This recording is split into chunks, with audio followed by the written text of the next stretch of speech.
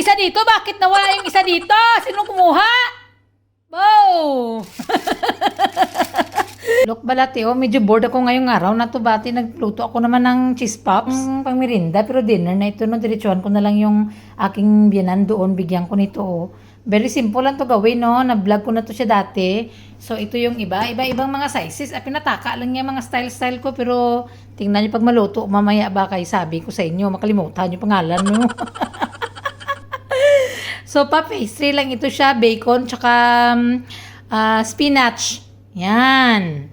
Ilagay na natin sa oven hanggang magkalabatok siya. Of course, dapat hanggang maluto lang, hanggang mabatok. Hanggang mag-brown-brown lang, okay na yan siya. A few moments later. Ay, my goodness. Gamay na lang, gid. Gamay na lang, gid siya nga mabatok. May lang, gwapa lang gyapon. Maganda pa naman ang konti, ah. Hindi pa man siya talagang batok, ah. O, di ba sabi ko sa inyo maganda yan siya, tita. Mga kanya-kanya yan sila mga style. Ito isa double-double ko. Tapos yung isa naman, pinabilog-bilog. O, ha? Hatid na natin dun si mama para masaya naman siya. Magluto na kayo nito, tita. Nasa vlog ko ito dati, ha?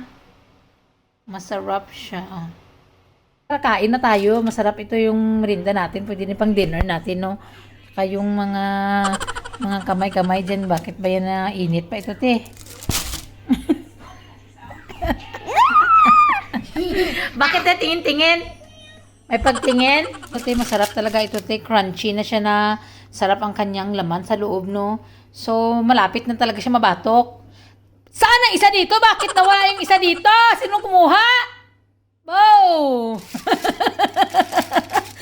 Di ba? Nawala na. Nag-video pa nga ako. Nawala na yung isa. Akala siguro lang hindi ko binilang to. Oh, may anino kaya. Sino kaya nagkuha man?